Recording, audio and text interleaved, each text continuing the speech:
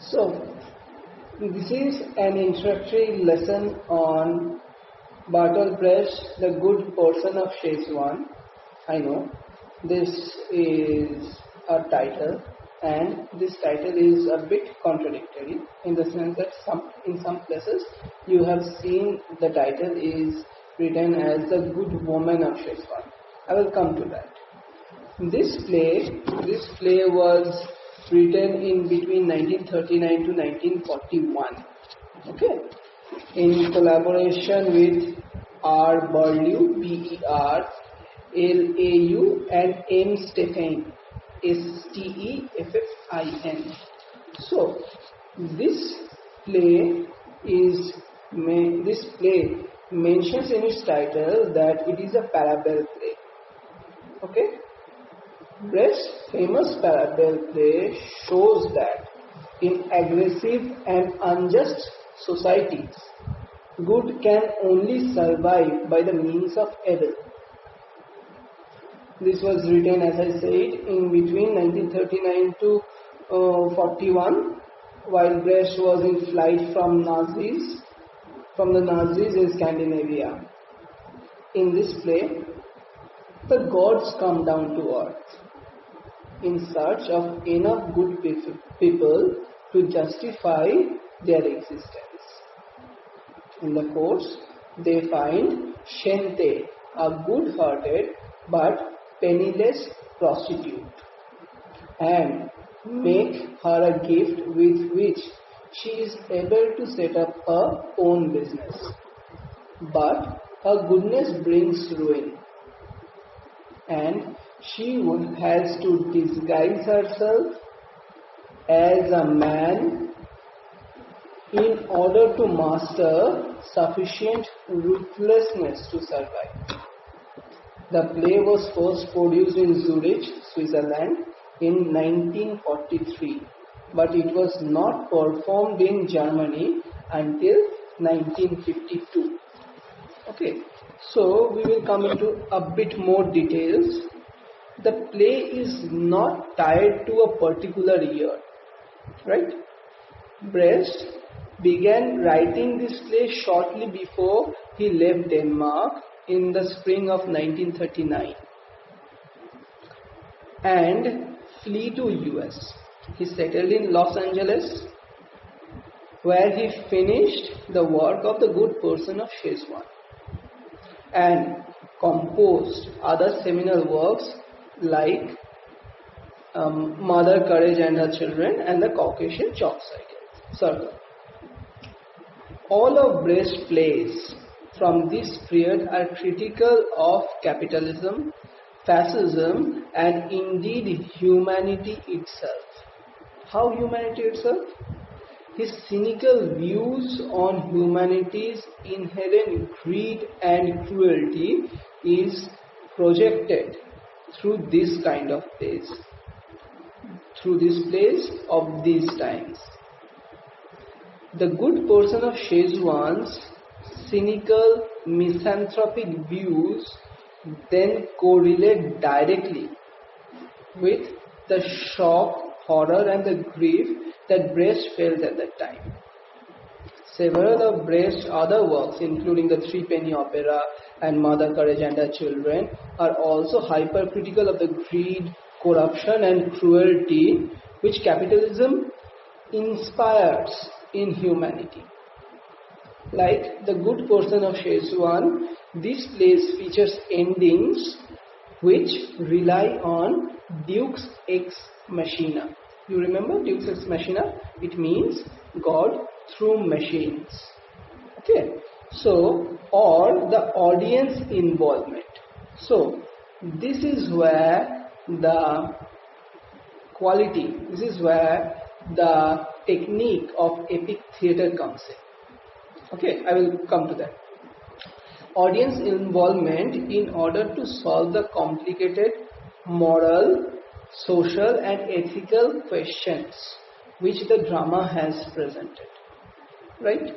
So, the moral complications is being projected within this play to show how the societies have turned into, or what the societies has turned into,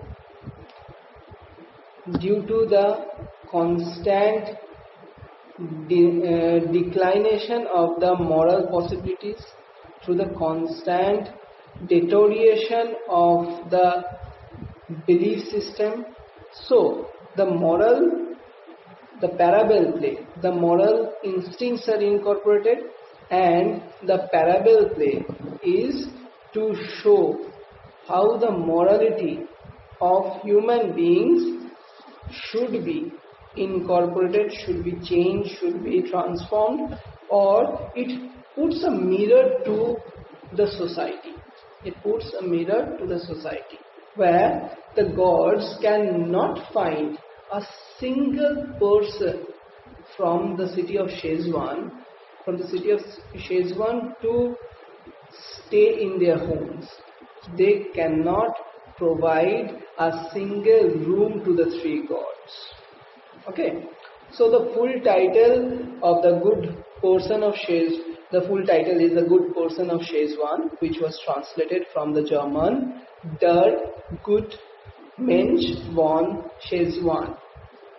I spell it out for you. D-E-R Good, G-U-T-E, Mensch, M-E-N-S-C-H, Mensch, von, V-O-N, von, Szechwan. This Szechwan is A-C-Z-U-A-N. Okay? The Good Mensch von Szechwan. So I now come to this, why I am saying the Good Person of Szechwan and not the Good Woman of Szechwan. Because in Germany, in German language, woman is the word similar to English woman is Frau, F-R-A-U. Okay, and man is M-A-N is M-A-N-N in Germany, right? So, and Mensch, M-E-N-S-C-H, is equals to human, the English human, so, or person. That's why I am following the title, The Good Person of Szechwan, or not The Good Woman of Szechwan. Okay, though your syllabus have mentioned The Good Woman of Szechwan, I think. Whatever. It is being written in the period of modernism, right? And the time period I have mentioned two times, I think, 1938-39 to 1941. And another chief characteristic that this play has is the epic theatre characteristics. The characteristics of the epic theatre. What are the characteristics of an epic theatre? Epic theatre incorporates a mode of acting that utilizes what we call gestures, or rather what Brecht called gestures, G-E-S-T-U-S, gestures. The epic form describes both a type of written drama and a methodical type of acting. So it is not just concentrated on how the play will be written, but also how it will be played, or how it will be incorporated, how the production will be done. So it shows, it also focuses on the methodical approach. It also focuses on the methodical approach to production of the plays. Its qualities are clear description and reporting. So there is no kind of illusion. There is no illusion present. Okay, and its use of choruses and projection as a means of commentary earned it the name epic. Okay, so one of the goals of epic theatre is for the audience to always know, for the audience to always be aware that they are watching a play. Right? Why? Because in previous cases, in previous instance in the previous productions, for example the Elizabethan, where we can link with the character, where there was a tendency of linking with the character, where we can relate with the character. But in this kind of plays, in this kind of writings, there was a constant reminder for the audience that you are not a part of this play, you are not a part of the writing, you are just an audience, you are just watching the play. Okay, so they are always made to remember they are just watching the play. The engendering of the illusion should be excluded from the epic theatre. That was the tendency, that was the belief. The illusions were removed from the theatre, so that became much more realistic to the people, that were much more realistic to the audience. Clear? So, as I told you about the stories, main theme, main plot line I have told you. The thing that needs to be understood here is that every play has its climax, has its conflict. If there is no conflict, there will be no drama, right? So there is a conflict. The conflict is between Shinteh, Shenteh, and Shweta, Shuita. Who are they? The evil cousin. Shweta is the evil cousin of Shinteh, but actually they are the same person. So Shinteh is acting as Shweta in order to save herself, from the problems that she is facing in running her tobacco business. Right? So the climax point of this play, the graph of any play goes like most of the stories goes like a pyramid or a this. Right? It raises up and this falls. So the crest point is the climax.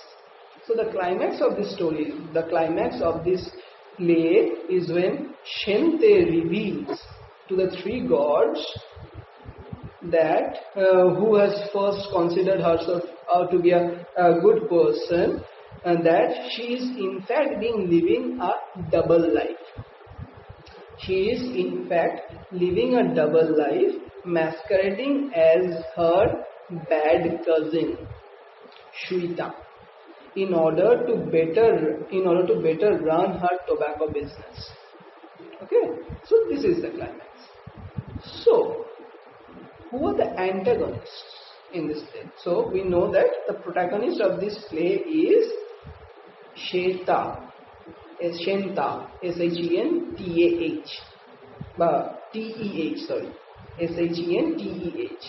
Okay, Shenteh is the protagonist. So who are the antagonists? If you don't have an antagonist, there will be no conflict, though the conflict is everywhere in this play. So this play is unique in this sense that the Good Person of Szechwan is unique in this sense that it is set up in such a way that almost all the characters, all the minor characters are presented as antagonists to Shenteh. Okay, all the minor characters are antagonists to Shenteh. It demonstrates how each person antagonizes her in their own respect, or in their own way they antagonizes her. There is young son, Mrs. Mi Su, the carpenter, the members of the family of 8, and even Shenteh's alter ego, Shweta, are all antagonists in their own respects, in their own ways, right? This is an unique stance, this is an unique way to present that antagonist. This is unique for this play. Brecht and his collaborators sought new methods of theatre making, right? Making it pointed out that the hypocrisy of capitalism and the absurdity of art as an escapism should be removed. Making which he pointed out that all these two things should be blurted out in the face of the people. That is what is done through this play. Right? Brecht originally wanted this play to be named as Die War-Liebe in German.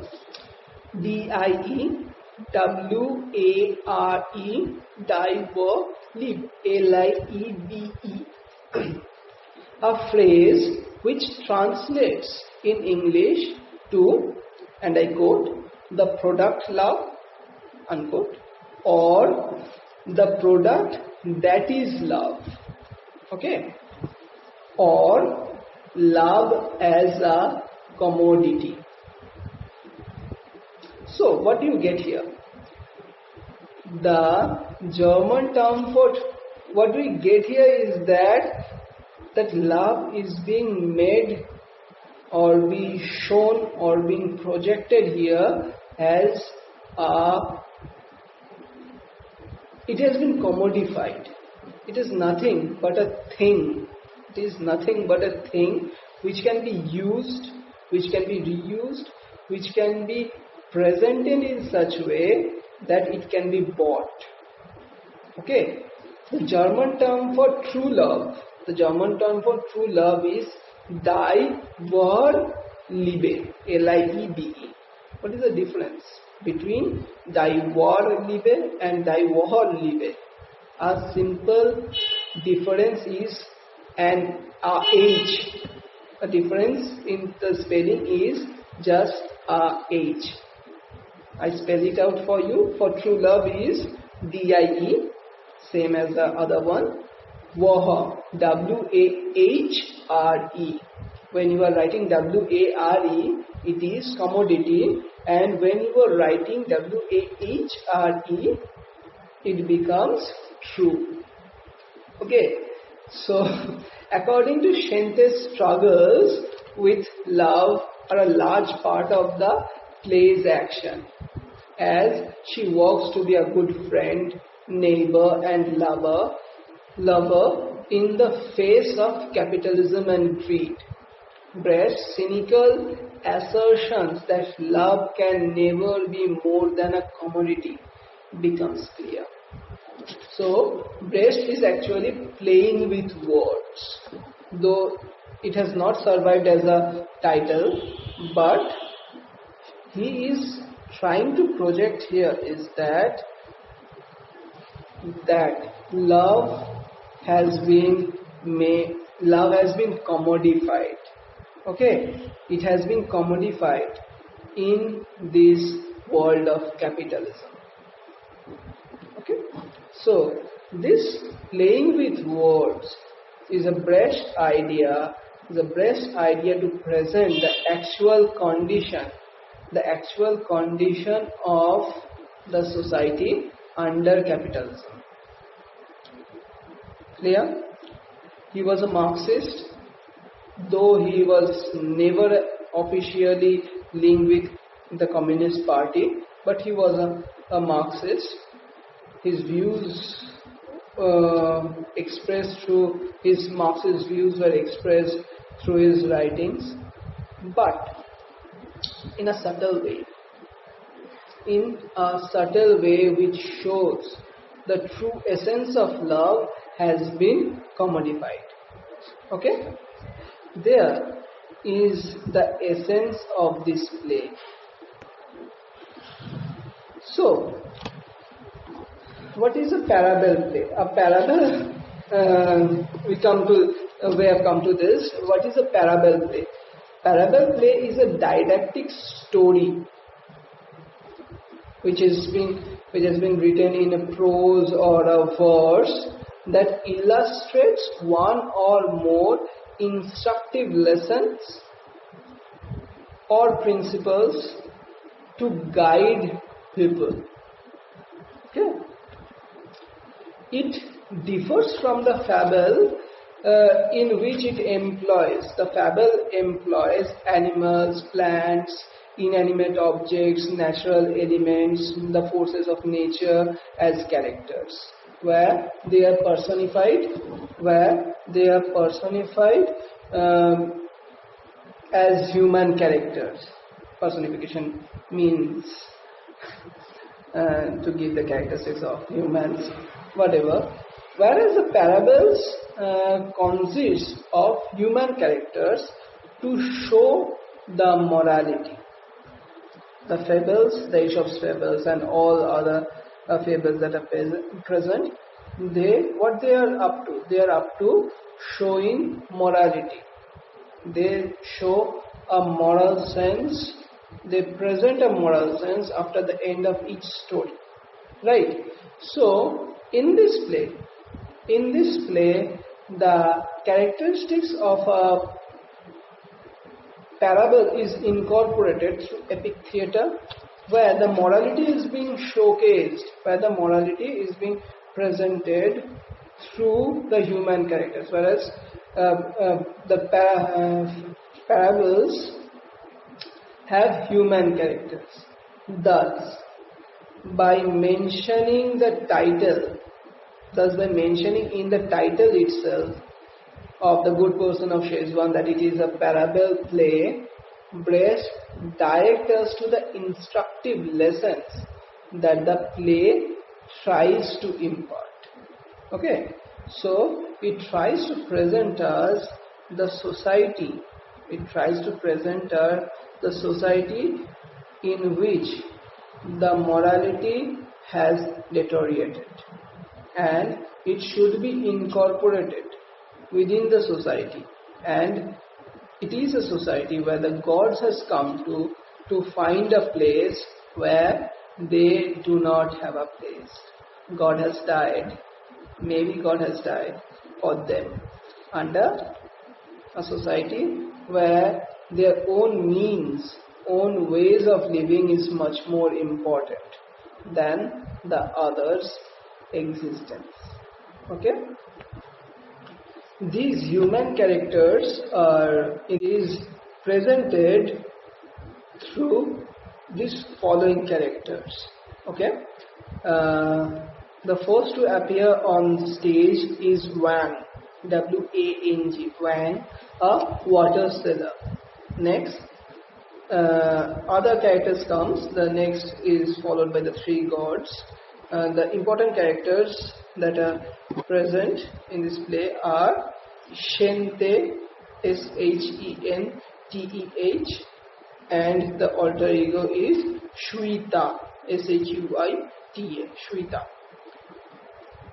Third, young son, an unemployed yeoman, Y-A-N-G-S-U-N, young son, an unemployed yeoman. Next, Mrs. Yang, his mother, young son's mother. Mrs. Shin, S-H-I-N, a widow. The family of 8. Next is Linto, Linto. Next is a carpenter.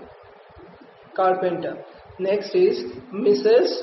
Mizu, M-I space T-Z-U, a property owner. The next is the policeman. The carpet dealer and his wife, the young prostitute, Shufu, the barber, the priest, the unemployed man, the waiter, and passers-by of the prologue. These are the characters that are present in this parable play. But obviously, Brecht in this play was concerned with something more than sharp formulations of food is the first thing and morals follow on variety. What he was focusing on, he deals with the concept of good and evil in a comic, paradoxical way. Okay, the play, however, is more schematic. Moreover, it is dialectical rather than paradoxical. Okay, and by splitting the central character down the middle into two irreconcilable parts, it can easily cut away the point, which is that in aggressive and unjust societies, good can only survive by the means of evil. That is the basic point he tries to harp.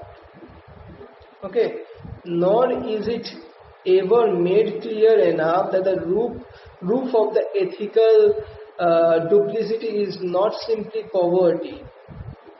What he suggests? He suggests that instead of tackling, we should focus on the eternal problem of humanity, where the human characteristics should be focused on, where the morals are at stake.